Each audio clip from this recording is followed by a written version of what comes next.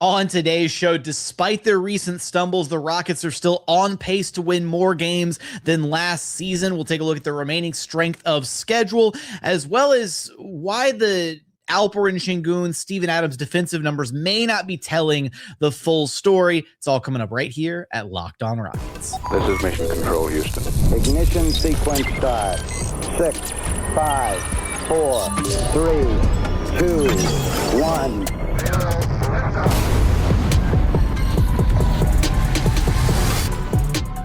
What is up, and welcome to another edition of Locked On Rockets, your daily podcast, home for everything Houston Rockets basketball, part of the Locked On Podcast Network, your team every day. Now, the #1 sports podcast network. As always, I'm your host, Jackson Gatlin, native Houstonian and credentialed media member. Be sure to follow along wherever you listen to your podcasts or on YouTube. Just search Locked On Rockets. On today's show, we're going to be taking a look at the Houston Rockets in the standings right now as they sit at 19-10. We'll take a look at their winning pace, where they should hopefully end up this season despite some of their recent stumbles.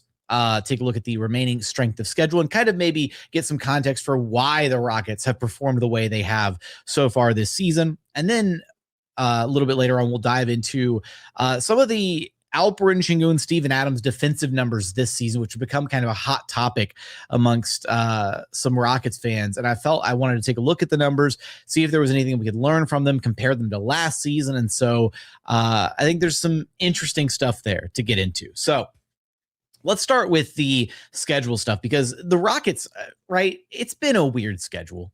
You know, they've had so many weird gaps in the schedule, multiple days off. They had the one, week where they literally had one game in 7 calendar days, one game.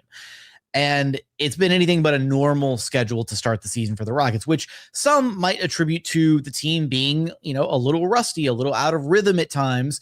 And that might have contributed to, some of the losses. The inverse of that is that they were extra rested and they should have been able to play a lot harder in those losses. So I don't necessarily know if I subscribe to that notion, but I just wanted to take a look at, kind of where they stood, what they're on pace for, how things are looking so far. So as it stands, right, Rockets are sitting at 19-10 in the Western Conference. Lakers won a game the other night, so they're at 20-10, so they're just ahead of the Rockets in the standings. So Houston clocks in as the 5th seed in the West, with the Lakers directly in front of them at 20-10, Denver in 3rd place at 22-9, San Antonio Spurs at 23-8 in 2nd place, and then of course the Thunder at 27-5 in 1st place in the West. And the Wolves are right behind the Rockets in that top 6 race for the Western Conference, just a half game back at 20-12. Now, one thing that I wanted to run first and just get into was just their current win pace, which they're still on pace to win more games than last season. Right now, they are in a 54 win pace, sitting at 19-10, a 65.5 win percentage. So that's a final record prediction of 54-28. That's not bad. That's better than what they did last season. But in a vacuum, that's also a little disappointing. You're like, man, they won 52 games last season. They added Kevin Durant. Alperen Sengun's leveled up. How do they only get 2 more wins? Yeah, and especially when you consider the fact that last season they could have won 55 games had they not thrown in the towel for the last 3 games of the season. I do think that this year is a overall tougher Western Conference. It's kind of a the teams at the top, the teams all the way through the middle. It feels like a tougher Western Conference this year than last season, top to bottom, because even the teams that are outside of the playoff bracket or the play-in bracket right now, those teams are tough as well, right? The Jazz have some good wins. The Mavs have some good wins. Even the Clippers have started to string together some good wins this season. So it's kind of a weird dynamic in the Western Conference standings. But the other thing, and this was the thing that I wanted to really look into, was strength of schedule, which, right, strength of schedule is the basically it's just a breakdown of how tough your schedule is based on your opponents, based on certain factors like which players were available, which players weren't available, when you played, whether it was on the second night of a back-to-back. All these different factors get thrown into strength of schedule. So I wanted to look at the Rockets' strength of schedule, just because I wanted to kind of hopefully get a better picture of how their schedule has shaped up. And so up to this point in the season, the Rockets have actually had What was it? Sixth toughest. Hang on. Oh no, there it is. I apologize. 11th toughest schedule. So this had updated. I thought it was like sixth. I guess it updated after the most recent slate of games. So it's shifted around a little bit. But Rockets with the 11th toughest schedule in the entire NBA as of so far, whatever, November 29th. And then moving forward, the Rockets actually have one of the easiest schedules in the entire NBA. They have the 5th easiest schedule moving forward. And so they went from the 11th hardest schedule, so not quite in the top 10, but pretty close to the top 10, right? Floating near the top as far as games already played, to their remaining strength of schedule being the 5th easiest in the entire association. That is going to pay some serious dividends for the Rockets because, again, they've been in a really rough spot where their schedule actually hasn't been super favorable.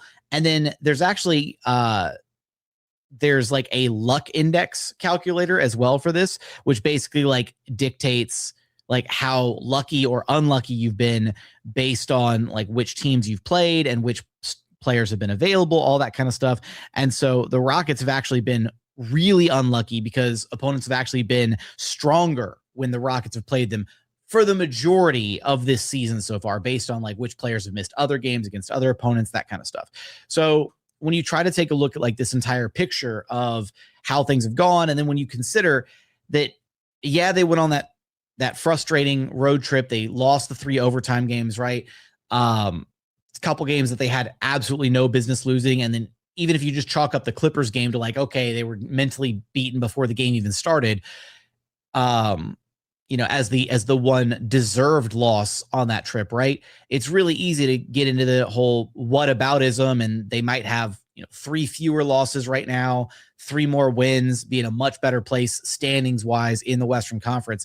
I think the point is just that, or the point that I'm trying to get to here is that the Rockets are still in a really strong position in a really tough Western Conference with a really easy stretch of schedule coming up to where they can regain some serious ground. And the last thing that I was looking at is we know that they've played a record like fewest number of games in the entire association, which is still so weird schedule wise that they've only played 29 games so far. They've caught up to a lot of other teams because they're now, a couple teams that have played, 30, 31, 32. So they're not that far off, but they've still played the fewest number of home games in the entire association so far. They've only played 11 home games this entire year. The next closest, weirdly enough, is the Lakers with only 13 home games. And then I believe it's the Clippers right behind them with 14 home games. And there might be 1 or 2 other teams at 14 home games. But it's just weird that the Rockets played so few home games compared to other teams that have already played, 16, 17, 18 home games across the board already. They've got their one big road trip out of the way, which is that 6-game road trip. They don't have another road trip of that size for the remainder of the season. In fact, I don't even think they have a 5-game road trip for the rest of the season. I think the rest of the road trips are just 4 games or fewer, if that, for the rest of the year for the Rockets. So that's a win as well, even though the games are going to be a little bit more congested now because of how spaced out things were earlier in the schedule. I think that the Rockets are actually in a much better spot than maybe, the doom and gloom that we were running with a couple weeks ago while we were in the midst of that December slide. And so I just wanted to try and take a 10,000-foot view look at the schedule, where they stand, and hopefully where this team is going this season. With that coming up, I do want to get into some of the defensive numbers for Alperen Sengun and Steven Adams this season. Some interesting numbers there when you start to compare and contrast last season to this season. Numbers that I think will be really, really interesting. We'll get into those here in just one moment.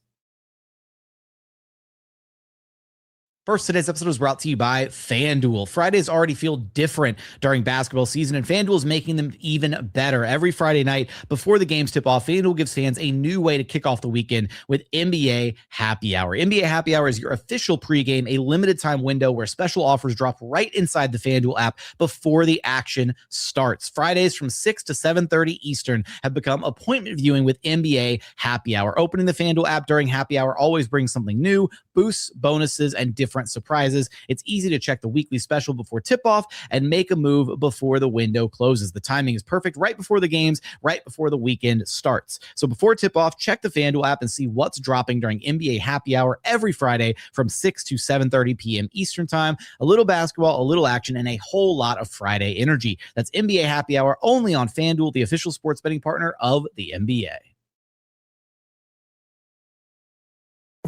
And final segment here at Locked On Rockets, your daily podcast, home for everything Houston Rockets basketball. Remember, the best way to help us grow the show is to listen every single day on a podcast platform of your choosing, and then like, comment, subscribe on YouTube. Just doing a little bonus show, so only a couple segments on this one, so it'll be a little bit shorter. But let's talk a little bit about the defensive numbers for Alperen Sengun and Steven Adams. Now, I want to first blanket this by saying from the jump, Alperen Sengun does need to be better defensively this season for the Rockets, for sure.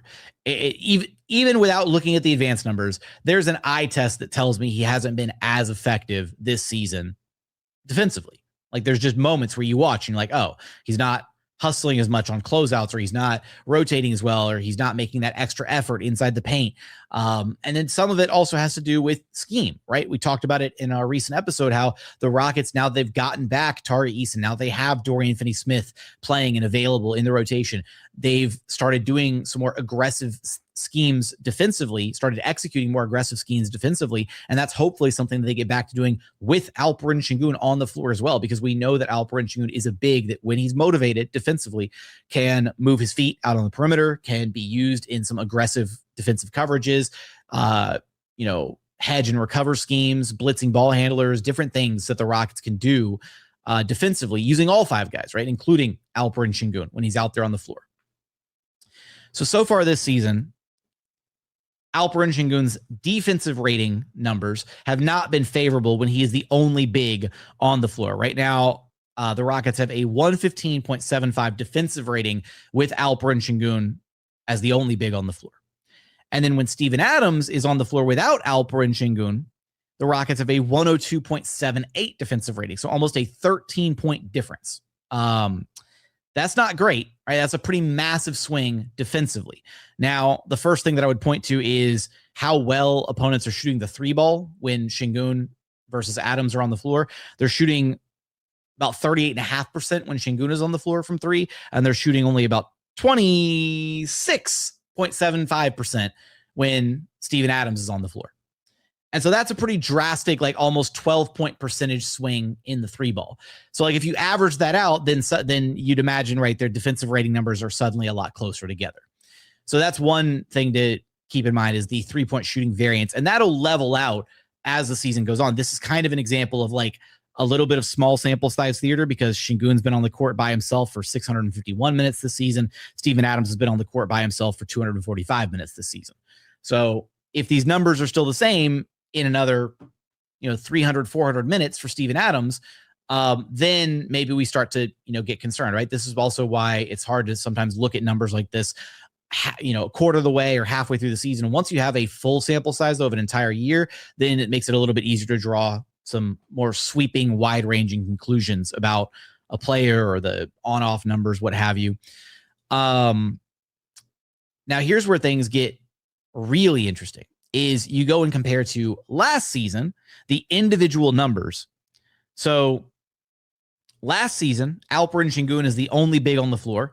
The Rockets had a defensive rating of 111.2. That's about 4 points better than what it was, or what it's been so far this season. So yeah, better overall defensively last year with Şengün on the floor as the only big. And then you compare the Steven Adams numbers, and Adams last year in 633 total minutes actually had a defensive rating of 113.6 when he was the only big on the floor. So Adams defensively, by the advanced numbers, was actually worse on paper than Şengün was last year. And so he's been better so far this year. And I do think that also matches the eye test a little bit. The Adams only lineups have been a little bit more successful defensively. And I think some of that is because of the defensive regression from Alpi. Adams is at times a better rim deterrent, more intentional about his rebounding, a bigger force for opposing teams to have to deal with down low, both just like mentally, just that kind of like rim deterring presence, I guess. So these are all factors to consider. But when you're just looking at it in a vacuum from last year to this year, that's why it's hard to just suddenly take those numbers at face value and be like, oh yeah, Şengün has been way worse for the Rockets this year. The numbers say he's been worse as a defender, as the sole big on the floor. Yes, but there's plenty of room for improvement, and Şengün can absolutely, I believe, get back to the level that he was playing at defensively last year. And then here's where the numbers get really fun, is when you start to look at and compare I did some like 3-man lineup combos here, and I ran it with Adams, Şengün, that's the first two guys separately, and then Amin Thompson and Jabari Smith Jr., because those have been the two guys that have started this whole season and played the majority of minutes alongside Şengün and Adams so far this year. So when Adams is off the floor and it's just Şengün, Amin Thompson, and Jabari Smith Jr., they have a defensive rating of 115.45. That's about on par with where Şengün's defensive rating is individually, right? That 115 number. But then when you look at Steven Adams with Amin Thompson and Jabari Smith Jr. and no Alperen Sengun on the floor, it matches the eye test again. With the Adams, Jabari, and Amin lineup, 102.56 defensive rating. So again, that's about in line with where Steven Adams is at individually when he's on the floor as the only big. Now, again, small sample sizes here because it's only 99 minutes of that 3-man lineup with Adams, Amin, and Jabari. And then the non-Adams lineup with Şengün, Amin Thompson, and Jabari Smith Jr., 450 minutes. Still pretty small in the grand scheme of things. And still, doesn't really account for the 3-point shooting variance that I talked about earlier. But then you go look at last year, and this is just the final kind of nail in this discussion. You go look at last year with Steven Adams off the floor and Şengün, Jabari, and Amin Thompson sharing the floor in a 3-man lineup. The defensive rating was 106.7. Respectable. Really good, actually. That's better than their actual average from last season. And then you go and grab the lineup with just Alperen Sengun on the floor. And actually, let me click that. There we go. So that was the lineup for just Alperen Sengun on the floor. Then you go grab the lineup with Alperen Sengun off the floor and Steven Adams in his place with the other two guys out there. And the defensive rating is 115.18. So a lot worse. And that's where I think, like, as far as these numbers go, as far as the sample sizes go of data, I think it's a little too early to be able to like reasonably rely on some of these on-off numbers quite just yet, because they're not quite telling the full story, in particular with the 3-point shooting numbers. But going back to what I said to start this segment, because I just wanted to provide the numbers for a little bit of context, and I was throwing a lot of numbers out there really fast, so I do apologize if it was like a lot to try and keep track of mentally, but there wasn't really a better way to try to break that down because the numbers are just the numbers. But what I wanted to try and get to essentially with that talking point is I've seen a lot of Rockets fans like overreacting to, oh, this team is so much better with Alperen Sengun off the floor. And then there's been a subsection of really vocal Rockets fans who are like, they need to trade Sengun. He's bad. He's hurting the team defensively. And it's like, well, he hasn't been as good as he was last year, but the idea that he's somehow hurting the team is, I think, completely overblown. And if you were to look at it in, I guess, through a similar lens last season, right, you could make that exact same argument for the Steven Adams only minutes last year, right, where those numbers would bear out similarly, or actually even worse than they've been so far, than Alperen Sengun's individual or solo big minutes this season.